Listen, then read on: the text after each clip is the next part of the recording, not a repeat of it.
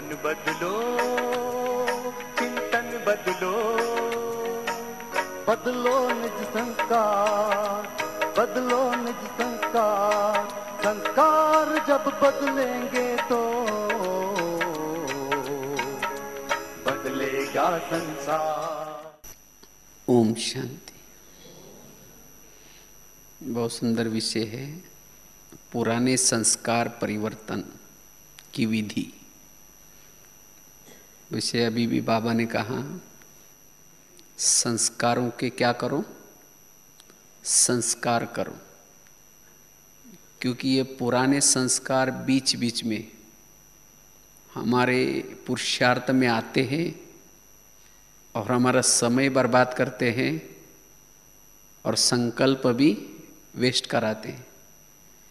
क्योंकि इस वर्ष में बाबा संकल्प की बचत, समय की बचत करके तीव्र पुरुषार्थ कराना चाहते हैं।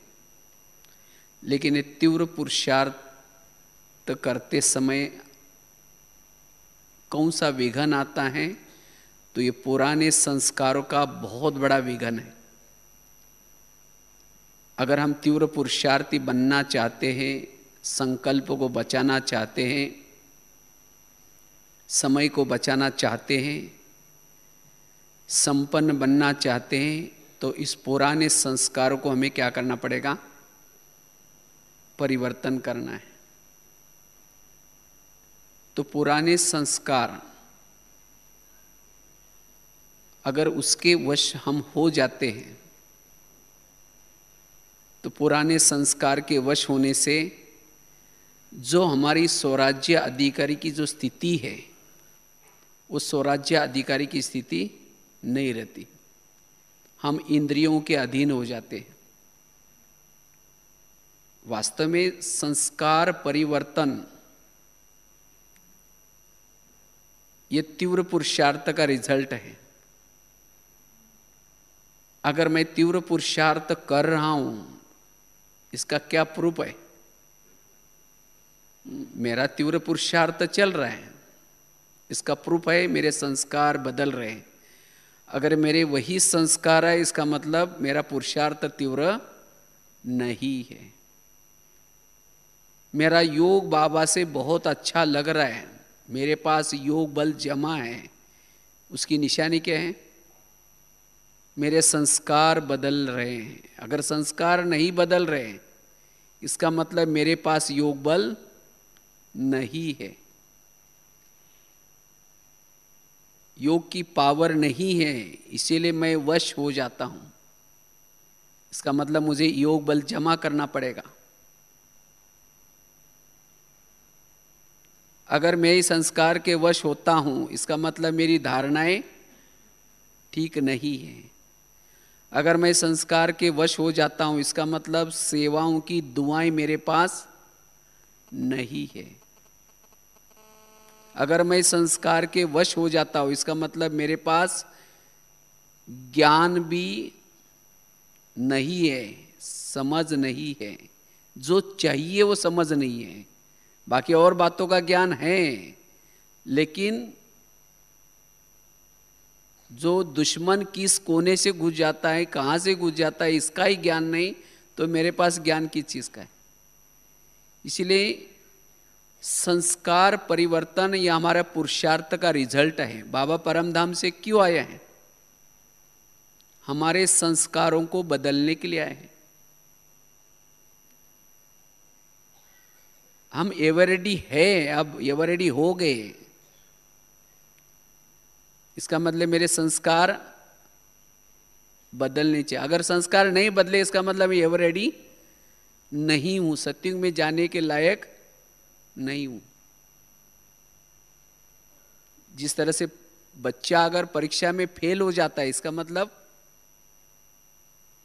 क्या समझा जाएगा? वो पूरा साल में वो स्कूल में गया ही नहीं। अच्छा गया होगा तो उसने स्टडी अच्छी नहीं की है। इसी तरह अगर मैं बीच बीच में संस्कारों में फेल हो जाता हूं, इसका मतलब मेरा योग ठीक लगता ही नहीं। अगर लगता भी होगा तो भी इतनी पावर उसमें नहीं आ रही। इसीलिए संस्कार परिवर्तन ये हमारे पुरुषार्थ का प्रूफ है। इसीलिए अब हमें क्या करना, अपने संस्कारों को परिवर्तन करना है, क्योंकि हमारा बहुत लक्ष्य ऊंचा है। लक्ष्य ऊंचा है, लेकिन उस लक्ष्य से विचलित करने वाले ये संस्कार हैं। हम चाहते नहीं है संस्कार के वश हो जाए, लेकिन तो भी हो जाते हैं। बार बार अगर संस्कार के वश होंगे वो कभी राजा नहीं होगा। जो यहाँ संगम युग में संस्कार के वश बार बार होने से हम कमजोर बन जाते हैं।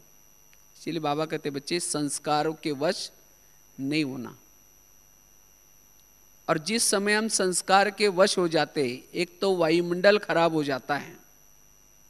ये पहला घाटा हमारा, वायुमंडल इसे हम खराब करते हैं। संस्कार के वश होने से की भी कमाई चट हो जाते हैं। संस्कार के वश हो जाने से अंतर्मुखता खत्म हो जाते हैं, एकाग्रता खत्म हो जाते हैं, शांति खत्म हो जाते हैं। और ऐसी आत्मा ना आत्मचिंतन कर सकते हैं, ना परमात्मा चिंतन कर सकते हैं। इतना ही नहीं, संस्कार के वश हो जाने से बुद्धि को ताला लग जाता है, विवेक नष्ट हो जाता है। हम क्या कर रहे हैं इसका कोई भी भान नहीं होता, क्योंकि भूतों के वश हो जाते हैं। संस्कार मतलब एक प्रकार के क्या है, भूत है, उसके वश हो जाते हैं। इसके कारण हम क्या कर रहे हैं इसका कोई भी भान नहीं होता है। इसीलिए बाबा कहते बच्चे संस्कारों को परिवर्तन करो। और जिस समय हम संस्कार के वश हो जाते हैं, हमारे जीवन के अंदर के दैवी गुण और दैवी शक्तियां भी चली जाते हैं, हमें सहयोग नहीं देते। क्यों चले जाते हैं? क्योंकि संस्कार के वश हम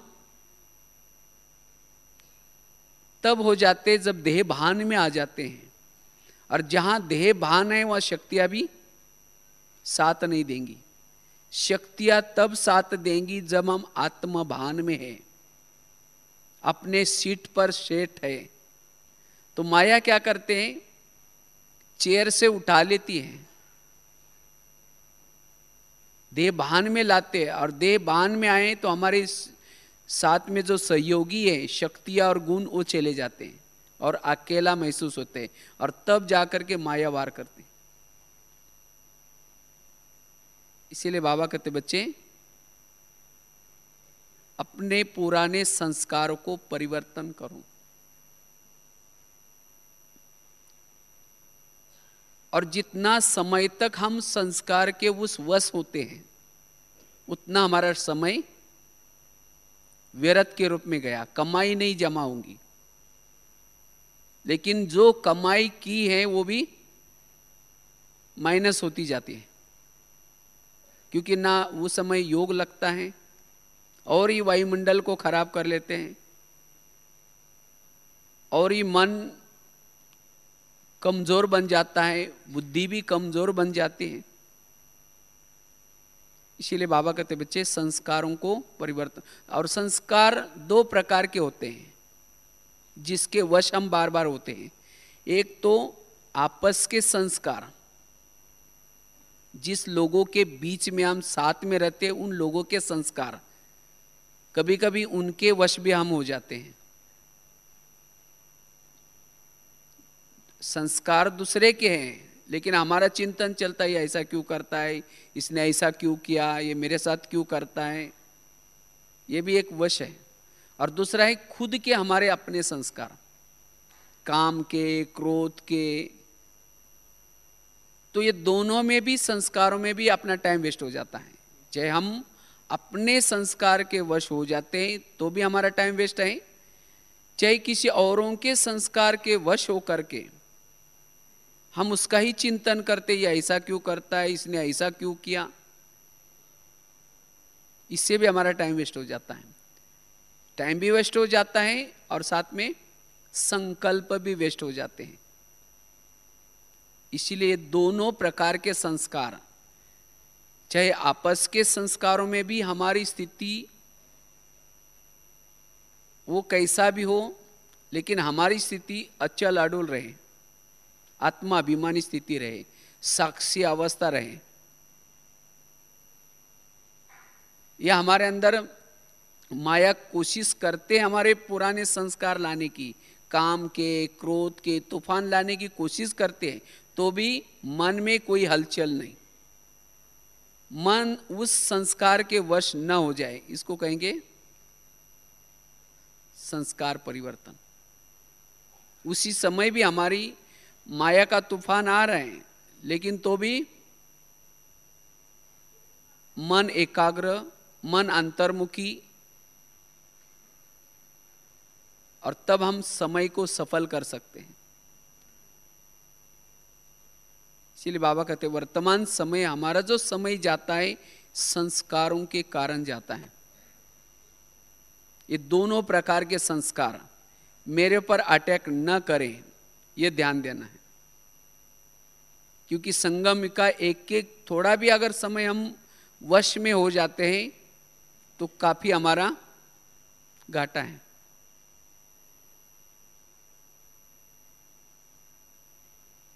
और वास्तव में संस्कार हमारे परिवर्तन नहीं होते, संस्कार क्या हो जाते हैं, इमर्ज हो जाते हैं, संस्कार मर्ज हो जाते हैं। संस्कार परिवर्तन करना मतलब संस्कारों को इमर्ज होने ही नहीं देना है, इसको कहेंगे संस्कार परिवर्तन। और जितना लंबा समय तक संस्कारों को इमर्ज होने नहीं देंगे, उतना उसकी ताकत खत्म हो जाती है। जितना वो संस्कार बीच बीच में बार बार अटैक करते रहते हैं, उतनी उस संस्कार की ताकत बढ़ती जाती। इसीलिए हमें संस्कारों को क्या करना है, बीच बीच में आने नहीं देना, और यही हमारा तीव्र पुरुषार्थ है।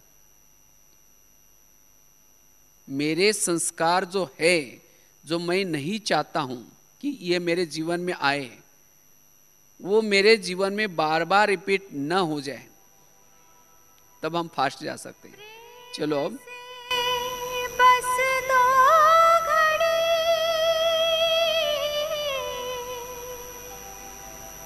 प्रभु का ध्यान कीजिए, प्रभु का ध्यान कीजिए।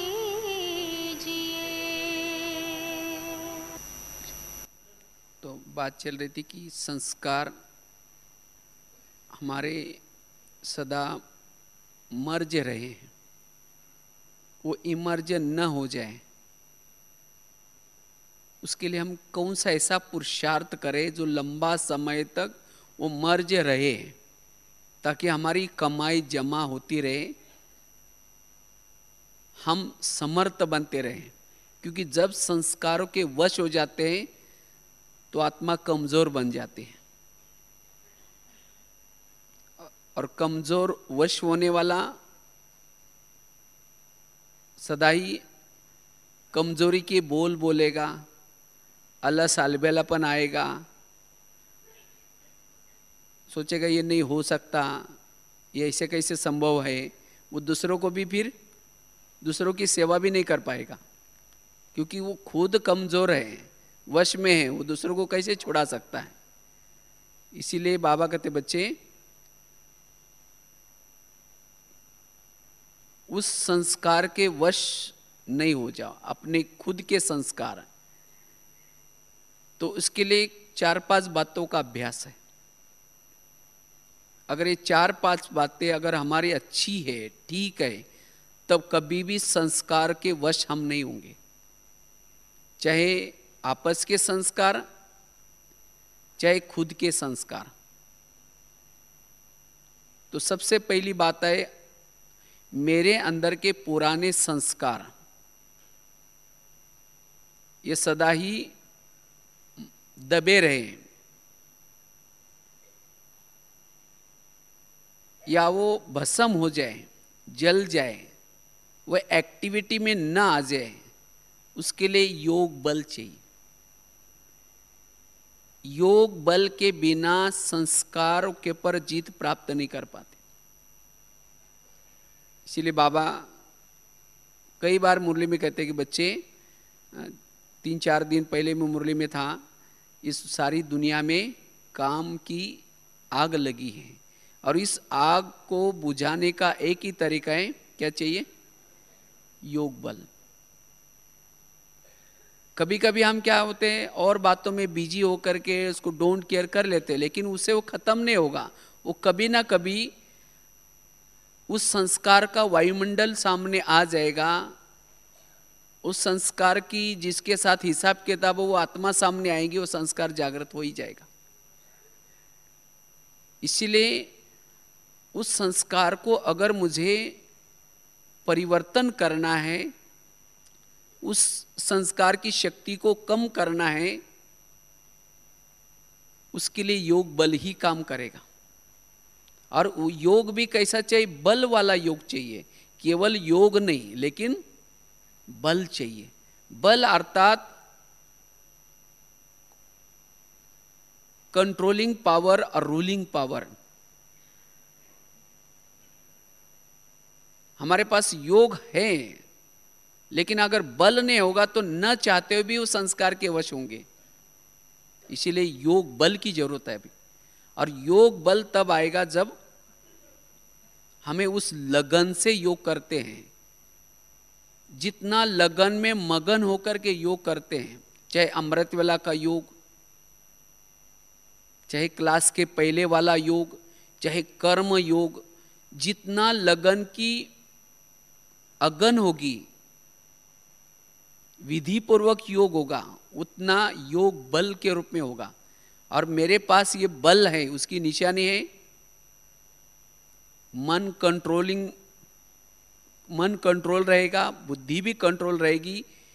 इतना ही नहीं, सारा दिन हमारे पास योग बल होगा तो नेचुरल अशरीरी अवस्था रहेगी। मेरे पास योग बल है, उसकी निशानी आत्माभिमानी स्थिति, अशरीरी स्थिति। और जिसकी अशरीरी स्थिति है, आत्माभिमानी स्थिति है, वो कोई भी विकारों के वश नहीं होगा।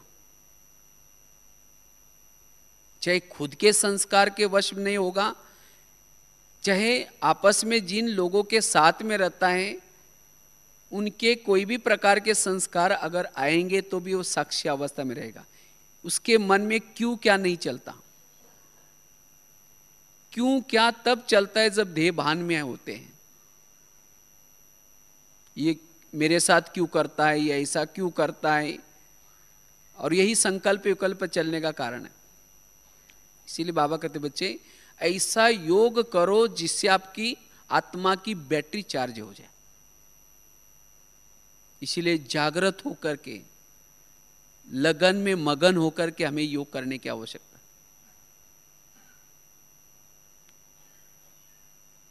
इसीलिए हमें क्या करना है? योग बल को जमा करना है।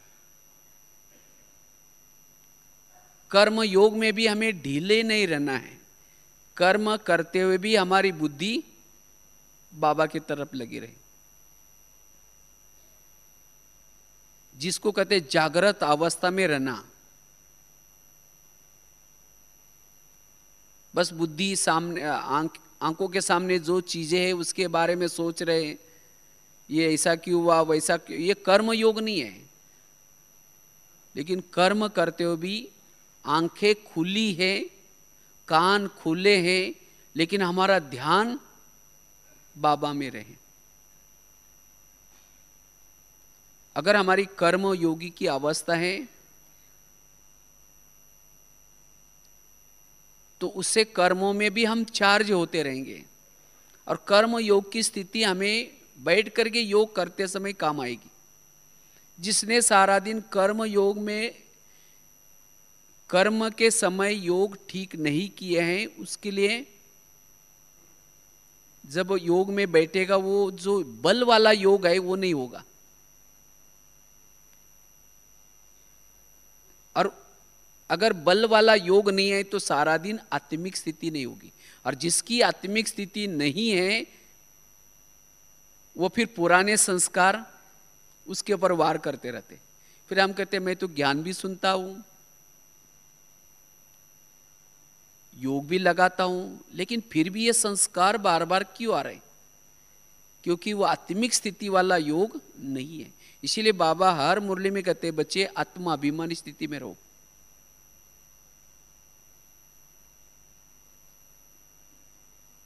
तो इसलिए हमें योग के समय अच्छी तरह जागृत होकर के बैठना है ताकि मेरी आत्मिक स्थिति बनी रहे।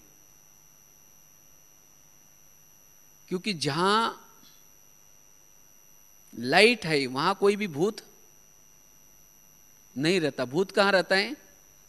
जहां अंधेरा है वहां भूत रहता है, चाहे काम का भूत, चाहे क्रोध का भूत, कोई ना कोई भूत जरूर रहेगा। इसीलिए मेरे शरीर रूपी घर में कोई भी प्रकार का भूत न रहे, इसीलिए मेरी लाइट सदा जली रहे। सारा समय मेरी लाइट जली रहे, आत्माभिमानी स्थिति बनी रहे। और जब हमारी ये आत्माभिमानी स्थिति बनी है तब जाकर के हमारे अंदर कोई भी प्रकार का भूत, कोई भी प्रकार का संस्कार वार नहीं करेगा। इतना ही नहीं, जो संस्कार है उसका बल भी क्या हो जाएगा, धीरे धीरे कमजोर पड़ता जाएगा। और कमजोर होते होते उस संस्कार से हम छूट जाएंगे। इसीलिए हमें रोज क्या करना है, अमृत वेले के योग की तरफ ध्यान रखना है। जिस दिन अमृत वेला थोड़ा ढीली कर दी, क्लास के पहले थोड़ा योग की तरफ ध्यान नहीं दिया, तो धीरे धीरे देह भान आ गया। देह भान आ गया तो पुराने संस्कार अटैक कर लेते, चाहे आपस के संस्कार अटैक कर लेते। ये मेरे साथ ऐसा क्यों करता है, इसने ऐसा क्यों किया, फिर संकल्प भी जाएगा, समय भी जाएगा। तो इसलिए योग बल जितना हम जमा करेंगे उतना पुराने संस्कारों के ऊपर हम जीत प्राप्त कर सकते हैं। दूसरी बात है, पुराने संस्कार के ऊपर हमारी जीत प्राप्त हो, वो संस्कार मेरे ऊपर अटैक न करें, वो संस्कार दबे रहे, इमर्ज न हो जाए, उसके लिए स्वराज्य अधिकारी की स्थिति। बाबा कहते हैं डबल राजा बनना है। डबल राजा अर्थात भविष्य का तो राजा है ही है, लेकिन वर्तमान भी हम राजा बन करके रहें। और वर्तमान राजा किसको कहेंगे? जो स्वराज्य अधिकारी स्थिति में रहता है। और स्वराज्य अधिकारी स्थिति अर्थात हर इंद्रिय हमारे वश में हो, क्योंकि माया आते हैं कर्मेंद्र के द्वारा। हमारे अंदर के जो पुराने संस्कार क्या होते, कहां से आते हैं? हमारे ही कर्मेंद्रिय उनको सहयोग दे देते हैं। जैसे भारत में अंग्रेज लोग आए, किसके थ्रू आए? भारतवासियों के थ्रू ही आए ना। जो भारत में अलग अलग नवाब रहते थे, उन नवाबों ने क्या किया, उनको सहयोग दे दिया। और इसीलिए क्या हो गया, भारत में आए, घुस गए और दिल्ली के ऊपर अटैक कर दिया। इसी तरह ये माया आती कहां से है? हमारी अपनी ही कर्मेंद्रिया, क्योंकि शरीर भी हमारा एक इंडिया है, देश है, और इस इंडिया की राजधानी आत्मा राजा भ्रुकुटी में रहता है। और इस शरीर रूपी इंडिया में कई नवाब्य है, कान, मुख, आंख, ये कर्मेंद्रिया। लेकिन माया क्या करते, उसी के थ्रू, जो अपने हैं उनके थ्रू ही आ जाते। इसीलिए बाबा कहते बच्चे, ये अपनी जो कर्मेंद्रिय है उसके ऊपर अपना राज्य चाहिए, स्वराज्य चाहिए। इसीलिए चेक करो कौन से कर्मेंद्रिय से मेरे ऊपर ये माया रूपी दुश्मन वार करता है, किस कर्मेंद्रिय के थ्रू माया आती है।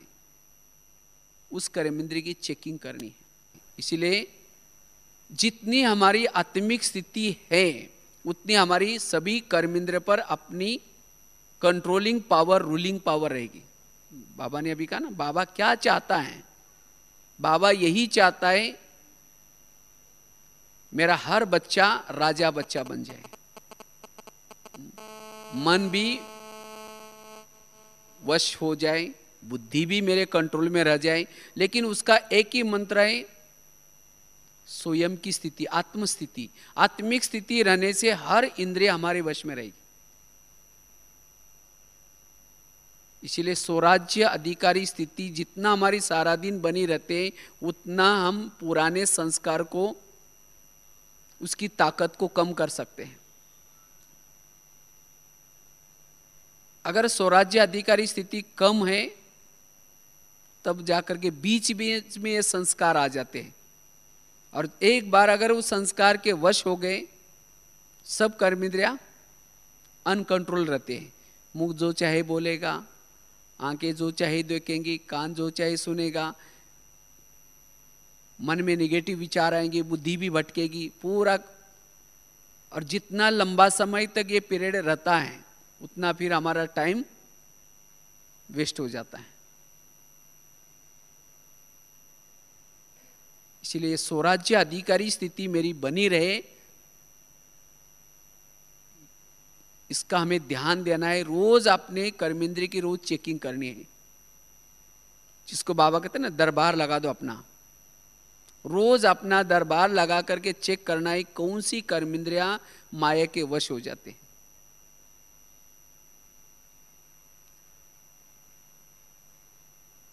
तीसरी बात है, अगर मुझे उस पुराने संस्कारों को अपने जीवन में वो न आए, वो सदा ही मर्ज रूप में रहे,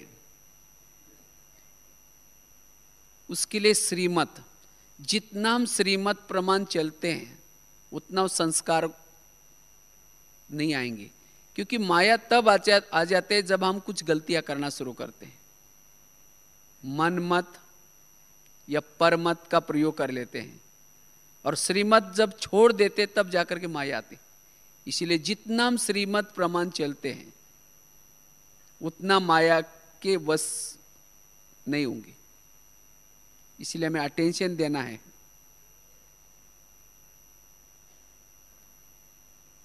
जितना श्रीमत प्रमाण चलेंगे संस्कार बदलेंगे। और सवेरे से लेकर के रात्रि तक बाबा ने बहुत सारे श्रीमत हमारे लिए दिए, बहुत सारी मर्यादा दी है, लेकिन हम क्या करते हैं, उस नियम को, मर्यादा को लोक लाज वश होकर के या स्वयं की कमजोरी वश होकर के उसको दबा लेते हैं। जहां नियम और मर्यादा टूटी वहां फिर संस्कार आ गया। अगर मेरे अंदर संस्कार आते, इसका मतलब मेरी नियम और मर्यादा टूटती जा रही। इसीलिए हमें नियम पर पक्के रहना पड़ेगा। हर प्रकार का नियम, चाहे खान पान का नियम, चाहे अमृत वेला का नियम, चाहे पढ़ाई का नियम, जितना नियमों में पक्का है उतना वो संस्कार क्या हो जाएगा, कमजोर बनेगा। क्योंकि बाबा ने जो हमें नियम दिए हैं, उस नियमों से हमें एक ताकत मिलती है, आत्मा का बल बढ़ता है, आत्मा में एक ऊर्जा बढ़ती है। अगर ऊर्जा का स्रोत नहीं है, ऊर्जा नहीं है, तब आत्मा कमजोर है, और जहां कमजोरी आई वहां फिर माया अटैक करते। इसीलिए बाबा ने कहा ना, अपनी स्थूल या सूक्ष्म अपनी दिनचर्या बना दो, और उस दिनचर्या प्रमाण स्वयं को चलाओ। अगर उस दिनचर्या प्रमाण चलेंगे तो ऑटोमेटिकली संस्कार हमारे अंदर नहीं आएगा। और उसके लिए हमें आलस और अलबेलापन नहीं रहना है, सदा उमंग उत्साह में। इसलिए ईश्वरीय नियम और मर्यादा हमें अपने संस्कारों को बदलने में बहुत मदद करते हैं। चौथी बात है, अगर हमें अपने अंदर के जो संस्कार हैं उसको परिवर्तन करना है या उसको भस्म करना है, जलाना है। एक तो बताया उसके लिए योग बल चाहिए। दूसरा बताया अगर उस संस्कार की ताकत को कम करना है,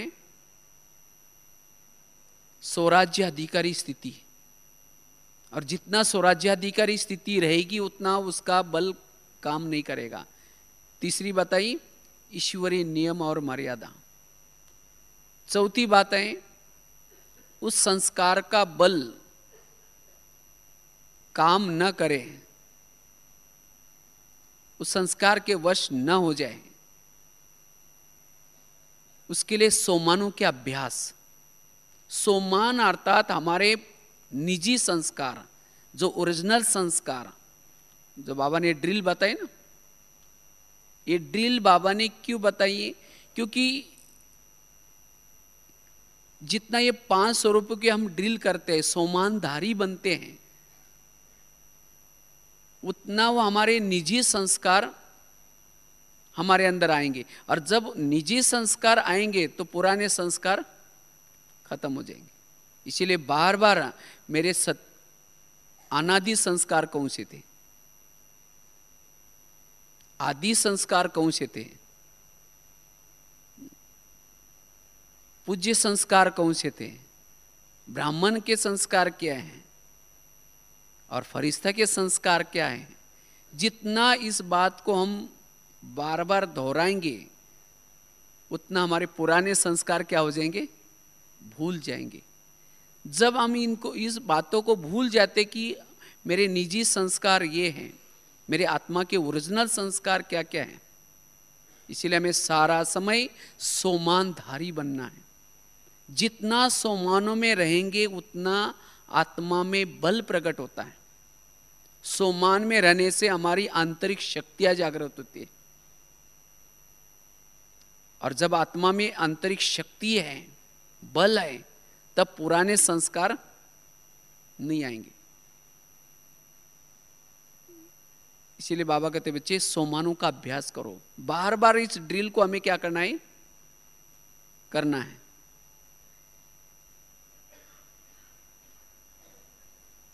अपने अनादि संस्कार आत्मस्वरूप में जब थे, परम धाम में बाबा के कितने नजदीक थे, उस समय आत्मा में कितनी क्या क्या क्वालिटी थी। उसके बाद सतयुग में आए, वहां आत्मा के अंदर क्या क्या क्वालिटी थी। पूज्य स्वरूप में क्या क्या क्वालिटी थी। और जब ये संस्कार याद करेंगे तो जो बीच के जो संस्कार आए हैं वो बीच के संस्कार गुम हो जाएंगे। इसीलिए ड्रिल का अभ्यास, सोमानधारी जितना बनेंगे उतना पुराने संस्कारों का बल कम होता जाएगा। और खास तो हमारे अंदर अपना जो संस्कार होता है, हर एक के अंदर कोई ना कोई एक कड़ा संस्कार होता है, हर एक के अंदर, और खास तो वही संस्कार बार बार रिपीट होता है। तो उस संस्कार की तरफ ध्यान देना है। जो संस्कार मेरे जीवन में बार बार रिपीट होता है उस संस्कार को रिपीट होने नहीं देना है। क्योंकि अगर वो संस्कार अभी बार बार रिपीट होता है तो अंतिम समय जो संस्कार आपके जीवन में बार बार रिपीट होता है, अंतिम समय वही संस्कार माया के प्रवेशता का गेट बनेगा।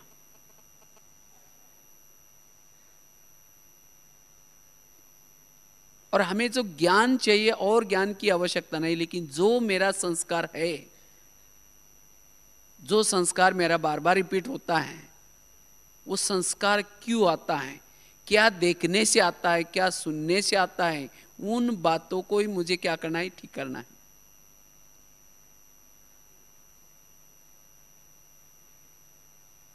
जो बातें देखने से वो संस्कार आता है, क्यों आता है? क्योंकि हमने 63 जन्मों से उन बातों को देख करके, सुन करके उसके वश हुए। इसीलिए जो हमारे अंदर जो कड़ा संस्कार है, जो परिवर्तन नहीं हो रहा है, उस कड़े संस्कार को हमें क्या करना है, परिवर्तन करना है। और उसके लिए जैसे बता कि योग बल चाहिए, जितना योग बल का प्रयोग करेंगे, जितना आत्मस्थिति का अभ्यास करेंगे, अनुभव करेंगे, उतना संस्कार बदलेगा। ये नहीं सोचने वो संस्कार क्यों आता है, कितना बार आएगा और पता नहीं बदलेगा ही नहीं बदलेगा। नहीं, 5000 साल पहले भी हमने परिवर्तन किया था और अभी भी हो जाएगा। बाबा मेरे साथ में हैं और उसके लिए जितना योग बल को बढ़ाएंगे वो संस्कार आपके सामने कुछ ही नहीं। वो संस्कार भारी तब लगता है जब हम देहभान में आ जाते हैं, थोड़ा नीचे आ जाते हैं, तब लगता है ये संभव नहीं है। बाबा जिसके साथ में है, कौन सी बातें, कोई बातें असंभव नहीं है।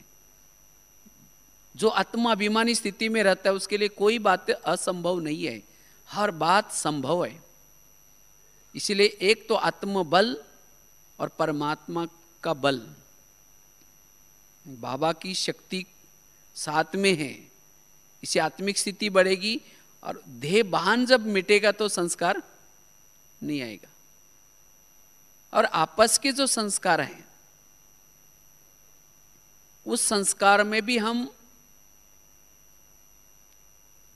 जो संस्कार कभी कभी हमारे में कभी टकराते हैं, हम उस संस्कार से बचने के लिए, जिसे कहा कि आत्मिक स्थिति,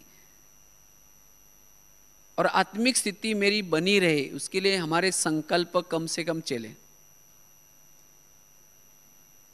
क्योंकि जब संकल्प चलना शुरू हो जाते तब जाकर के आत्मिक स्थिति की बजाय देहभान आ जाता है। और जब देहभान आ गया तो क्यों क्या शुरू हो गया, ये क्यों हुआ मेरे साथ, क्यों हुआ। और जितना क्यों क्या को बार बार रिपीट करते रहेंगे उतना आत्मा और कमजोर बनती जाएंगी। इसीलिए बाबा ने कहा जितने संकल्प को कम चलाएंगे, पॉजिटिव चलाएंगे, उतना आत्मिक स्थिति बनी रहेगी।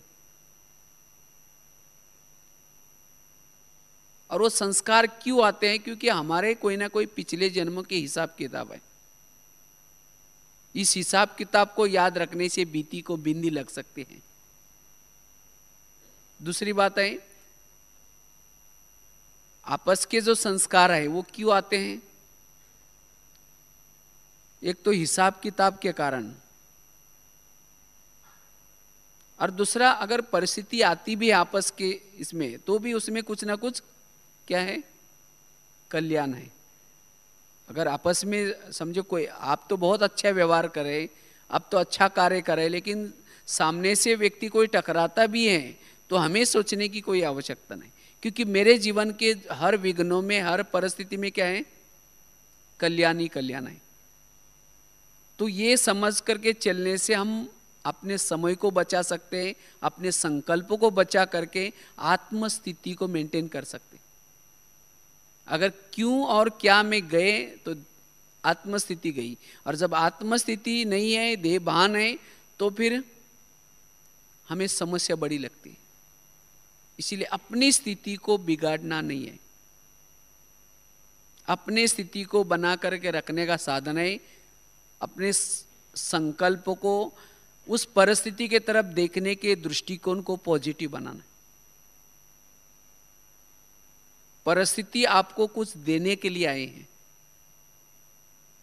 उस परिस्थिति में आपका कुछ ना कुछ कल्याण है,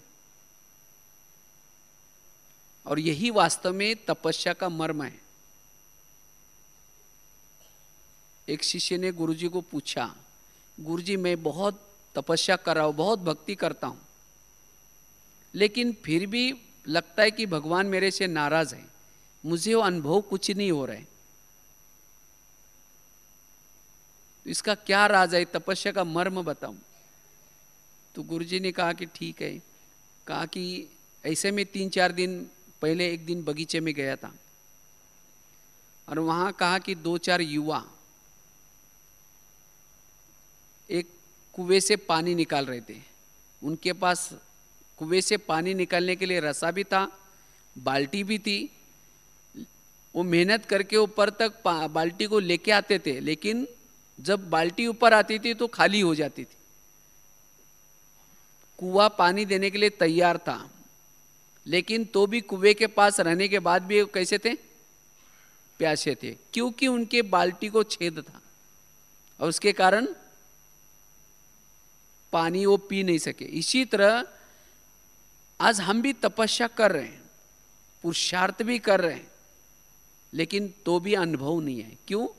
क्योंकि अगर मन के ही छेद होंगे, मन निगेटिव सोचता है तो अनुभव नहीं होगा। हम आत्माभिमानी स्थिति में नहीं रह पाएंगे, संस्कारों को नहीं बदल पाएंगे। इसीलिए बाबा कहते बच्चे मन के छेद को क्या करो, बंद करो। और यही इस सीजन की पूरी मुरलियों में बाबा ने शिक्षा दी है। व्यर्थ को क्या करो, खत्म करो। अगर व्यर्थ को हम खत्म करेंगे तो संस्कार, जो हमारे अंदर के जो संस्कार है वो संस्कार कभी पुराने संस्कार वार नहीं करेंगे। हमारी स्थिति ज्वाला स्वरूप बनेगी। योग ज्वाला स्वरूप बनाने का भी आधार क्या है? व्यर्थ से मुक्त।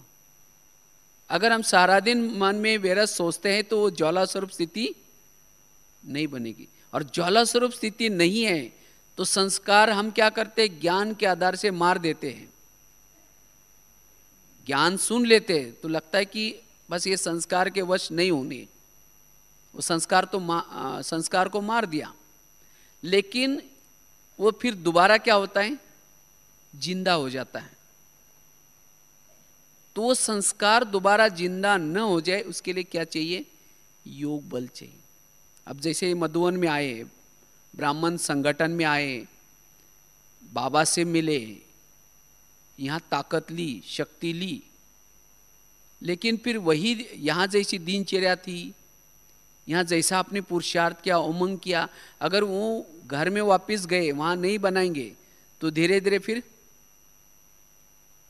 कहेंगे मधुवन में तो गए, वहाँ तो माया नहीं आई, लेकिन यहाँ क्यों आई? तो घर में रहते हुए भी स्थिति आपकी ठीक रहे, पावरफुल रहे, वो संस्कार इमर्जन न हो जाए, इसीलिए जैसी यहाँ स्थिति बना कर रखी वैसे वहाँ भी वही स्थिति को मेंटेन करके रखना है। कईयों को लगता है बस यहाँ आए अब माया तो भाग गई, अभी मेरे पास माया कुछ भी नहीं है। जैसे जब बिल्ली जब चूहे के बिल के पास आती है तो चूहे कहाँ चले जाते हैं? अंदर चले जाते हैं। और जब बिल्ली चली गई तो चूहे बाहर आ जाते।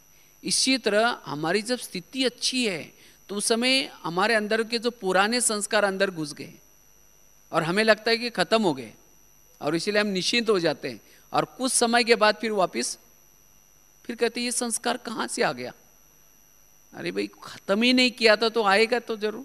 इसीलिए बाबा कहते बच्चे अपने स्थिति को इतना पावरफुल सदा रखो जो संस्कार ऊपर आए ही नहीं। तो ऐसे हमें क्या करना है? उस पुराने संस्कार को अब क्या करना है? परिवर्तन करना है।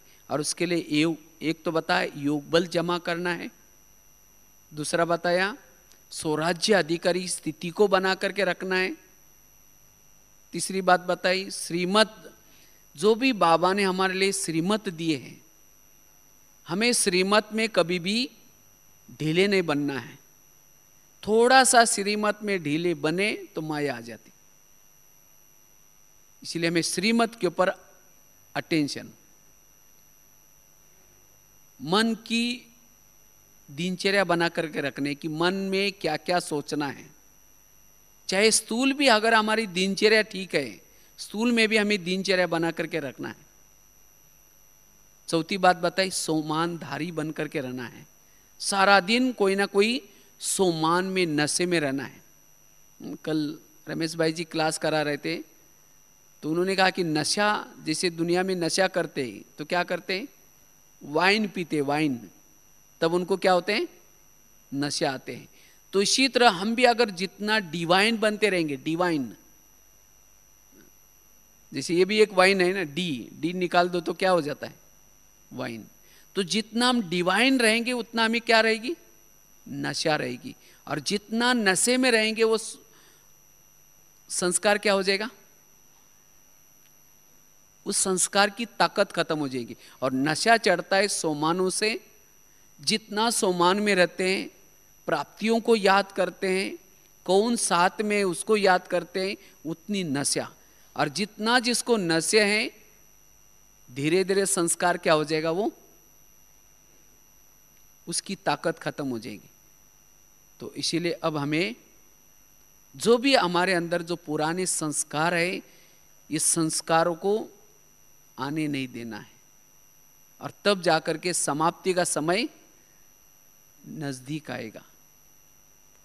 समाप्ति का समय नजदीक क्यों नहीं आ रहा है? क्योंकि हमारे अंदर के संस्कार नहीं बदले, और इसीलिए समय नहीं आ रहा है।